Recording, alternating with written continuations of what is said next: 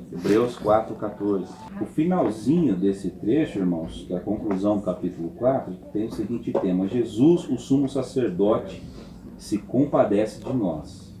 E ele vai dizer assim: tendo, pois, a Jesus, o Filho de Deus, como grande sumo sacerdote que penetrou os céus, conservemos firmes a nossa confissão, porque não temos sumo sacerdote que não possa compadecer-se das nossas fraquezas.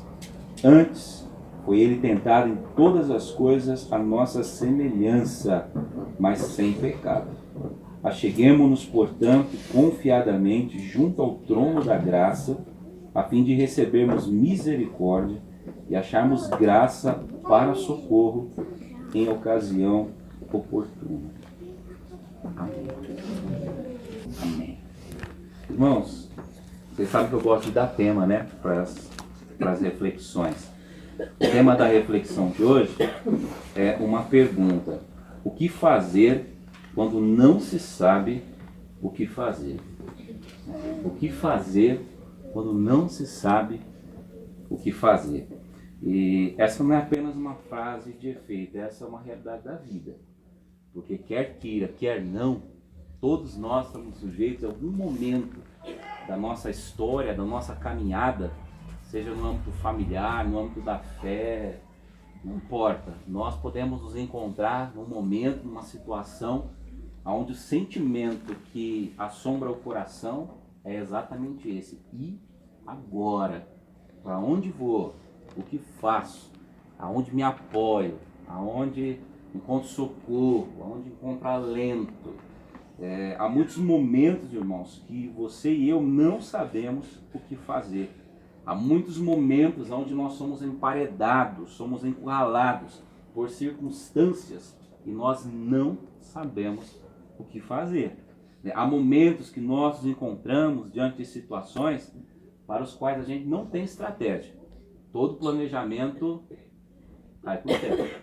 Há momentos nos quais nós nos encontramos, às vezes, na caminhada da vida, do qual todo conhecimento religioso, bíblico, teológico, não vale de nada. E o sentimento é esse mesmo: e agora? O sentimento é esse, que a vida virou de cabeça para baixo e a gente se encontra num turbilhão de acontecimentos, de situações, de emoções.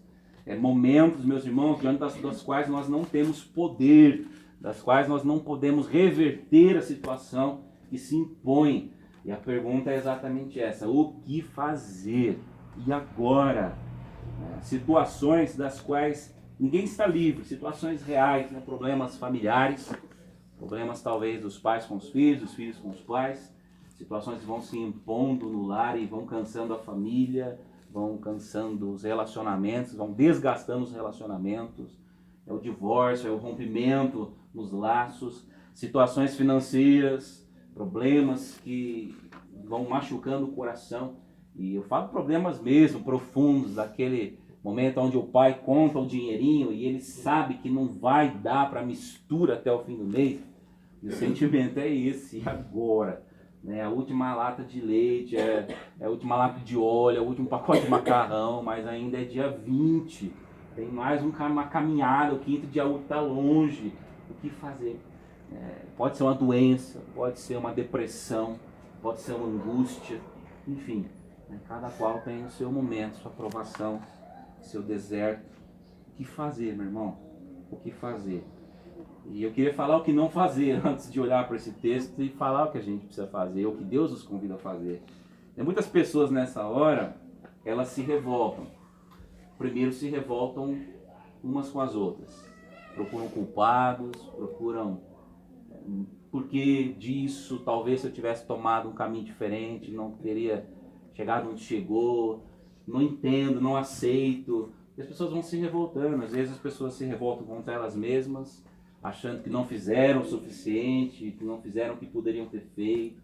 Se tivessem optado diferente ou caminhado diferente, talvez as coisas fossem diferentes.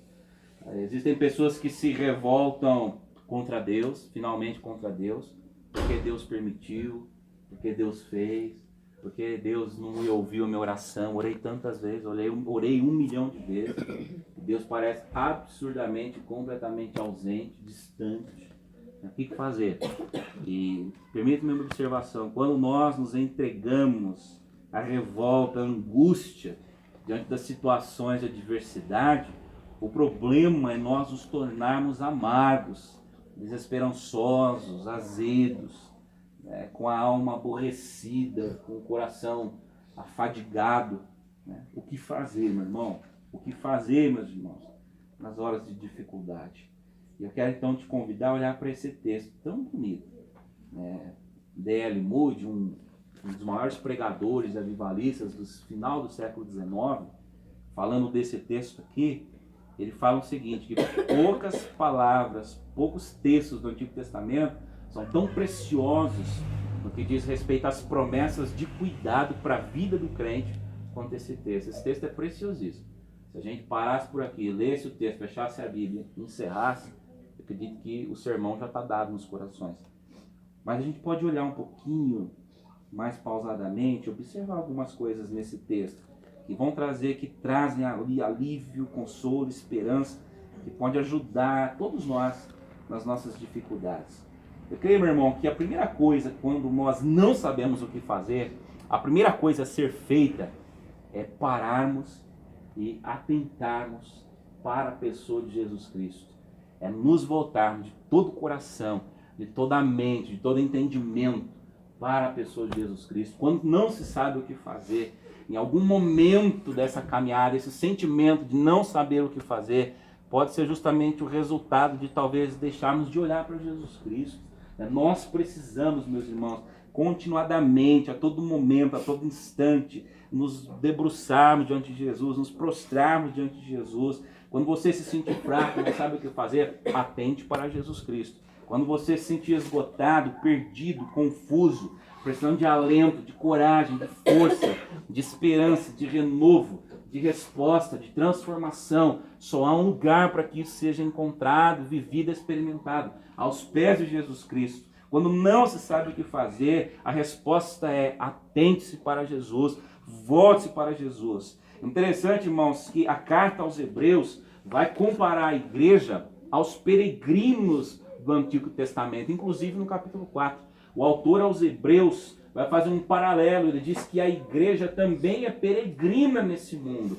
Assim como os hebreus foram tirados lá da escravidão do Egito, foram colocados em marcha rumo a Canaã, assim Deus faz por Cristo com a igreja. Deus nos tirou da escravidão do pecado e agora nós estamos em marcha. Hebreus nos trata de peregrinos, nos chama de peregrinos. Todos nós estamos numa peregrinação, não rumo a um território aqui, porque a nossa pátria não é daqui, mas rumo a Canaã celestial. E a própria carta aos Hebreus vai dizer o seguinte: enquanto nós não chegarmos ao fim dessa peregrinação, a estrada vai ser acidentada. Esse tempo nosso aqui é marcado por lutas, é marcado por sofrimento, é marcado por momentos de dificuldade, onde nós vamos ser testados, provados, onde nós, meus irmãos, muitas vezes vamos ser tentados a abandonar essa marcha. Inclusive o capítulo 4 traz essa ideia.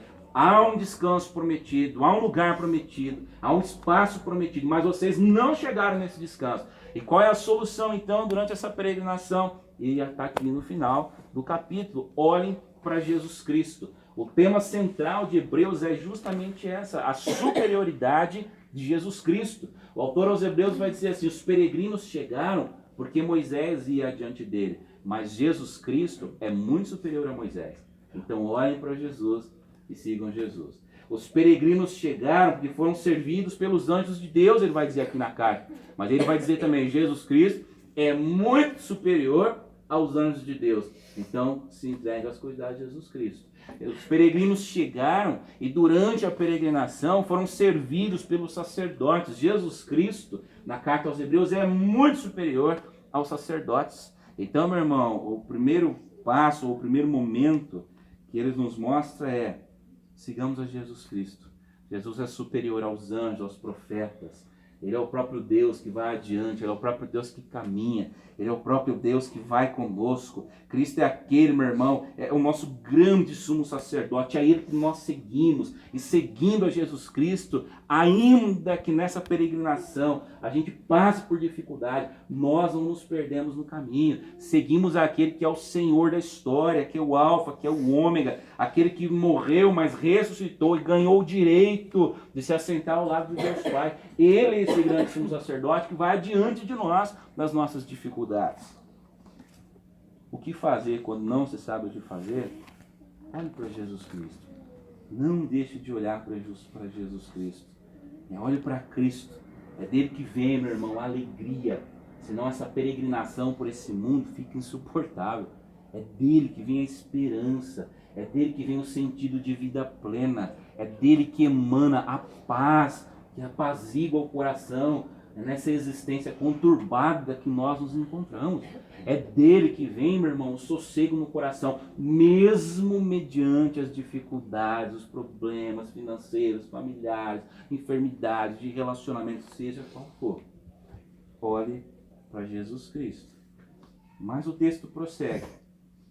Quando nós não sabemos o que fazer, nós devemos considerar a intercessão de Jesus Cristo. O verso 15, primeiro 14, vai dizer que Jesus é esse grande sumo sacerdote, superior a Moisés, aos anjos, ao sacerdócio de Araão, ao sacerdócio levítico. Ele é muito mais do que todos. E ele faz o que o sacerdote fazia. Dele vem a intercessão perfeita. Dele, meu irmão, vem a compaixão. É interessante a gente olhar essa questão do sacerdote. O sacerdote cumpria basicamente 3 funções no Antigo Testamento. Primeiro, imolar o sacrifício, era dever do sacerdote. Pegar lá o par de rolinhas, ou o cabrito, a ovelha, seja o que fosse, lá imolar aquilo, pegar o sangue, adentrar no Santo dos Santos, onde a gente sabe, estava lá a Arca da Aliança, com todos os seus símbolos lá dentro. Aquela arca, nós lembramos, né, representava a presença do próprio Deus, era assim na Antiga Aliança. E cumpria o sacerdote pegar o sangue daquele sacrifício imolado e aspergir sobre a arca. Só o sacerdote podia fazer isso. E se ele tivesse muita sorte, em algum momento na vida dele, ele era escolhido, era lançado sorte, ele era escolhido, podia fazer isso. Outra pessoa não podia fazer. O Santos dos Santos era um lugar muito particular. Outros na história bíblica se aventuraram a entrar no Santo dos Santos e foram fulminados. E uma vez então, aí a terceira parte do trabalho dele, que havia se imolado o sacrifício, o sangue havia sido aspergido, ele orava pelo povo. E era a função também do sacerdote, interceder pelo povo. A ideia era que aquele sangue aplacou a ira de Deus, e agora o sacerdote podia interceder a Deus que perdoasse o pecado daquele povo, a fraqueza daquele povo, que renovasse a sua misericórdia, renovasse o seu cuidado. Quando Hebreus vai dizer aqui que Cristo é o sumo sacerdote, meu irmão, isso é glorioso, porque ele está dizendo que Cristo cumpriu essas 3 tarefas de forma definitiva, completa. Cristo é o sacrifício, ele não ofereceu outro sacrifício, ele foi o sacrifício, cabal, completo. Eis o Cordeiro de Deus que tira os pecados do mundo. Quando nós vamos lá para a mensagem apostólica, não foste mediante ouro nem prata que fostes comprado do vosso fútil proceder, mas mediante sangue, sangue precioso, imaculado, sangue de cordeiro. Jesus Cristo, meu irmão, nos adentrou por nós, os santos dos santos, intercede por nós. E é uma coisa importante se mencionar, quando a gente pensa em Deus, um Deus que intercede, e esse texto eu acho lindo por causa disso, não é a intercessão de um Deus que se escondeu na transcendência do céu, é um Deus completamente alheio aos nossos sentimentos, ao nosso sofrimento. Porque parece fácil, né? Eu intercedo por você, mas de longe, sem sentir sua dor, sem sentir sua angústia. É fácil interceder por alguém assim. O difícil é dizer, eu estou aqui e chora a tua dor. Eu estou aqui e sofro o teu sofrimento. Eu estou aqui e me aborreço com o seu aborrecimento. E essa é a intercessão de Cristo, porque ele vai dizer aqui, Jesus Cristo, meu irmão, é o próprio Deus que sabe o que é passar pela humanidade. E aqui o autor aos Hebreus, traz um dos grandes mistérios da fé, a encarnação do Verbo. Jesus era 100% Deus, mas também era 100% homem. Teve frio, teve fome, correu para não apanhar, se sentiu abandonado, chorou mais de uma vez, um Deus que sabe dos nossos sentimentos, que sabe quando nós nos sentimos frágeis, que sabe, meu irmão, da fragilidade da humanidade, principalmente diante das adversidades. É assim que ele intercede, com um coração quente, a empatia nessa intercessão. Por isso a Bíblia vai dizer que nós podemos recorrer a ele nesses momentos. É lá que há socorro, é lá que há esperança. Eu estava meditando nesse texto, me lembrei do hino Quão Bondoso Amigo é Cristo. Andas tristes, carregado, falta paz, há temor. Vá a Jesus, teu amigo, teu refúgio eterno. Vá a Jesus, teu mal expor. Conta-lhe em oração, confesse com Ele, confidencialize com Ele, conte com Ele. É extraordinário quando Jesus diz para os discípulos: olha, não estou chamando vocês mais de servos, estou chamando de amigos. Vocês são amigos porque a gente é chegado, nós estamos juntos, há um elo. Estou com vocês, o Consolador fica aqui, eu vou até o fim dos séculos com vocês. Quando não se sabe o que fazer, irmãos, vá a Jesus. Ai, pastor, mas pior que eu não quero nem orar, não precisa orar não. Quero lembrar Romanos, quando diz assim, quando falta palavras, o Espírito intercede por nós, por gemidos inexprimíveis. O que é esses gemidos inexprimíveis? Tem que ser uma aula para outro dia, mas Deus está lá, quando a gente não sabe falar, Ele está lá, ele nos conhece, Ele nos lê, Ele sabe, Ele sente. A lágrima, talvez, a lágrima é a oração mais sincera em alguns casos, né? O desabafo. Vá a Deus, vá a Deus. O remédio para aqueles peregrinos, para que eles não se perdessem nessa caminhada até que era estar aos pés de Jesus, confiar que aquele que venceu a morte está à destra de Deus, intercede por nós, dia e noite. Dia e noite. Não sabe o que fazer? Vá a Jesus. Coloque a Jesus. Cristo caminhou entre nós, antes de nós, intercede por nós. Nisso reside a nossa esperança. Vá a Jesus. Quão bondoso é esse amigo que intercede por nós. E por último, irmãos, eu diria que quando não se sabe o que fazer, primeiro, atente para a pessoa de Cristo. Segundo, confie na intercessão de Cristo. E terceiro, não se esqueça que em Cristo está o socorro perfeito que todos nós carecemos. Eu acho extraordinário esse texto quando ele diz: acheguemo-nos, portanto, confiadamente junto ao trono da graça. Há lugar certo para a gente ir. E a gente encontra coisas certas no lugar certo. A fim de recebermos misericórdia, mas não só isso, e acharmos graça. Para quê? Para sermos socorridos quando em ocasião oportuna. Outras traduções está em ocasiões de necessidade. Agora, estando na presença de Deus, podemos nos aproximar de Deus, meu irmão, com ousadia. Porque o trono da graça foi transformado de tribunal em trono de misericórdia. Porque o sangue de Jesus foi nele aspergido. Por isso nós podemos ouvir a voz de Jesus dizendo: vinde a mim, todos os que estáis cansados e sobrecarregados, eu vos aliviarei. Agora, meu irmão, este grande sumo sacerdote que vai diante de nós, que é superior a anjos, profetas, a qualquer sacerdócio humano, que é sacrifício, que é o que oferece sacrifício, aquele que é o sacrifício, ele rasgou o véu dos santos dos santos. Agora todos nós temos acesso ao trono de Deus. Todos nós. Qualquer hora, qualquer dia, em qualquer momento. Nós não dependemos mais da intercessão de homens. Cristo é o nosso único e suficiente mediador.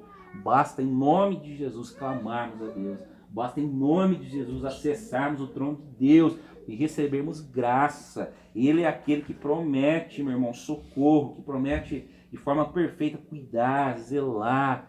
E uma coisa a gente não pode confundir também, né? Receber socorro aqui não significa receber resposta positiva para todas as nossas orações. Mas receber socorro aqui significa receber a paz que excede todo entendimento e que guarda o nosso coração em Cristo Jesus. Então o mundo está em guerra, está pipocando mina para todo lado. Eu estou tranquilo aqui. Como? Paz que excede todo entendimento. Estou diante do trono daquele que é rei por excelência, é o Senhor por excelência, subjugou a morte, o pecado, intercede por mim, habita em mim, cuida de mim. O que fazer quando não se sabe o que fazer? A boa notícia é que Jesus sabe o que fazer. Amém. É por isso que a gente pode recorrer a Ele. E eu quero concluir, hoje foi dia de lembrar dos hinos, talvez porque a Cida gosta de hino, né? Então a gente fica pensando assim, né? Que hino canta, que hino não canta. E eu já estava me lembrando de um testemunho de um irmão, eu compartilhei isso lá na igreja, o Horatio Gates. Alguém sabe quem foi Horatio Gates? Sou feliz. Lá, né, que sofreu. Sou feliz. Perdeu a família. Esse cara escreveu o hino Sou Feliz com Jesus, que é o 208. Vamos cantar para acabar aqui, tá? Só que eu falo assim, né? Esse hino aí, 208, talvez para mim seja um dos hinos mais poéticos, maravilhosos, aconchegantes do cantar, do salmo, do cancioneiro. Acho que em todas as igrejas se canta isso. Só que o cara escrever isso na situação que ele escreve é que é o interessante. O que fazer quando você sabe o que fazer. Porque o Horácio, ele herdou da família algumas posses e ele investiu em imóveis. E houve um incêndio lá na cidade dele, destruiu tudo, ficou sem nada. E resolveu sair com a família para tentar a sorte em outro lugar. E como ele tinha que resolver os problemas que queimaram, ele enviou a esposa e as 4 filhas. E no meio do caminho, o navio colidiu com o outro. Em 12 minutos, diz os documentos, os navios foram a pique.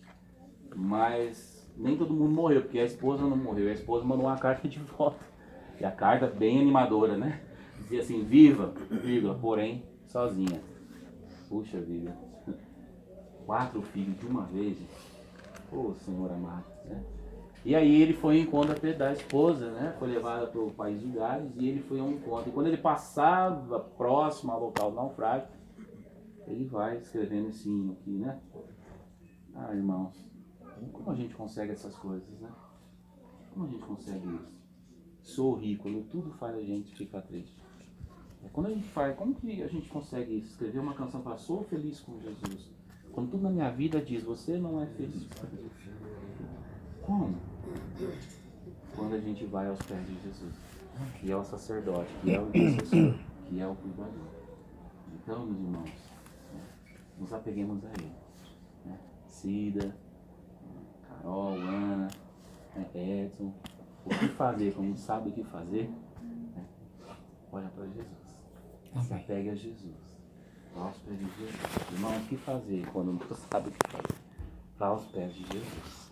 Vamos cantar esse hino para a gente encerrar. Sou feliz com Jesus. Pensando nisso, nesse Deus que intercede, que cuida. Vocês são amigos, porque a gente é chegado. Nós estamos juntos, há um elo. Estou com vocês, o Consolador fica aqui. Eu vou até o fim dos séculos com vocês. Quando não se sabe o que fazer, irmãos, vá a Jesus. Ai, pastor, mas tem hora que eu não quero nem orar, não precisa orar não. Quer lembrar Romanos, quando diz assim, quando falta palavras, o Espírito intercede por nós, por gemidos inexprimíveis. O que é esses gemidos inexprimíveis? Tem que ser uma aula para outro dia, mas Deus está lá, quando a gente não sabe falar, Ele está lá, ele nos conhece, Ele nos lê, Ele sabe, Ele sente. A lágrima, talvez, a lágrima é a oração mais sincera em alguns casos, né? O desabafo. Vá a Deus, vá a Deus. O remédio para aqueles peregrinos, para que eles não se perdessem nessa caminhada até que era estar aos pés de Jesus, confiar que aquele que venceu a morte está à destra de Deus, intercede por nós, dia e noite. Dia e noite. Não sabe o que fazer? Vá a Jesus. Coloque a Jesus. Cristo caminhou entre nós, antes de nós, intercede por nós. Nisso reside a nossa esperança. Vá a Jesus. Quão bondoso é esse amigo que intercede por nós. E por último, irmãos, eu diria que quando não se sabe o que fazer, primeiro, atente para a pessoa de Cristo. Segundo, confie na intercessão de Cristo. E terceiro, não se esqueça que em Cristo está o socorro perfeito que todos nós carecemos. Eu acho extraordinário esse texto quando ele diz: acheguemos-nos, portanto, confiadamente junto ao trono da graça. Há lugar certo para a gente ir. E a gente encontra coisas certas no lugar certo, a fim de recebermos misericórdia, mas não só isso, e acharmos graça. Para quê? Para sermos socorridos quando em ocasião oportuna. Outras traduções está em ocasiões de necessidade. Agora, estando na presença de Deus, podemos nos aproximar de Deus, meu irmão, com ousadia, porque o trono da graça foi transformado de tribunal em trono de misericórdia, porque o sangue de Jesus foi nele aspergido. Por isso nós podemos ouvir a voz de Jesus dizendo: vinde a mim, todos os que estáis cansados e sobrecarregados, e eu vos aliviarei. Agora, meu irmão, este grande sumo sacerdote que vai diante de nós, que é superior a anjos, profetas, a qualquer sacerdócio humano, que é sacrifício, que é o que oferece sacrifício, aquele que é o sacrifício, ele rasgou o véu dos santos dos santos. Agora todos nós temos acesso ao trono de Deus. Todos nós. Qualquer hora, qualquer dia, em qualquer momento. Nós não dependemos mais da intercessão de homens. Cristo é o nosso único e suficiente mediador. Basta em nome de Jesus clamarmos a Deus. Basta em nome de Jesus acessarmos o trono de Deus e recebermos graça. Ele é aquele que promete, meu irmão, socorro, que promete de forma perfeita cuidar, zelar. E uma coisa a gente não pode confundir também, né? Receber socorro aqui não significa receber resposta positiva para todas as nossas orações. Mas receber socorro aqui significa receber a paz que excede todo entendimento e que guarda o nosso coração em Cristo Jesus. Então o mundo está em guerra, está pipocando mina para todo lado. Eu estou tranquilo aqui. Como? Paz que excede todo entendimento. Estou diante do trono daquele que é rei por excelência, é o Senhor por excelência, subjugou a morte, o pecado, intercede por mim, habita em mim, cuida de mim. O que fazer quando não se sabe o que fazer? A boa notícia é que Jesus sabe o que fazer. Amém. É por isso que a gente pode recorrer a Ele. E eu quero concluir, hoje foi dia de lembrar dos hinos, talvez porque a Cida gosta de hino, né? Então a gente fica pensando assim, né? Que hino canta, que hino não canta. E hoje eu estava me lembrando de um testemunho de um irmão, eu compartilhei isso lá na igreja, o Horatio Gates. Alguém sabe quem foi Horatio Gates? Sou feliz. Lá, né, que sofreu. Sou feliz. Perdeu a família toda. Esse cara escreveu o hino Sou Feliz com Jesus, que é o 208. Vamos cantar para acabar aqui, tá? Só que eu falo assim, né? Esse hino 208, talvez para mim seja um dos hinos mais poéticos, maravilhosos, aconchegantes do cantar, do salmo, do cancioneiro. Acho que em todas as igrejas se canta isso. Só que o cara escrever isso, a situação que ele escreve é que é o interessante. O que fazer quando você sabe o que fazer. Porque o Horácio, ele herdou da família algumas posses e ele investiu em imóveis. E houve um incêndio lá na cidade dele, destruiu tudo, ficou sem nada. E resolveu sair com a família para tentar a sorte em outro lugar. E como ele tinha que resolver os problemas que queimaram, né, ele enviou a esposa e as 4 filhas. E no meio do caminho, o navio colidiu com o outro. Em 12 minutos, diz os documentos, os navios foram a pique. Mas nem todo mundo morreu, porque a esposa não morreu. A esposa mandou uma carta de volta. E a carta bem animadora, né? Dizia assim: viva, vírgula, porém, sozinha. Puxa vida. 4 filhos de uma vez. Ô, Senhor amado, né? E aí ele foi em encontro da esposa, né? Foi levada para o país de Gales e ele foi a um encontro. E quando ele passava próximo ao local do naufrágio, ele vai escrevendo esse hino aqui, né? Ah, irmãos, como a gente consegue essas coisas, né? Como a gente consegue isso? Sou rico, tudo faz a gente ficar triste. Quando a gente faz, como que a gente consegue isso? Escrever uma canção para sou feliz com Jesus. Quando tudo na minha vida diz, você não é feliz. Como? Quando quando a gente vai aos pés de Jesus, que é o sacerdote, que é o intercessor, que é o cuidador. Então, meus irmãos, nos apeguemos a Ele. Cida, Carol, Ana, Edson, o que fazer, quando não sabe o que fazer, olha para Jesus. Se apegue a Jesus. Aos pés de Jesus. Irmão, o que fazer quando não sabe o que fazer?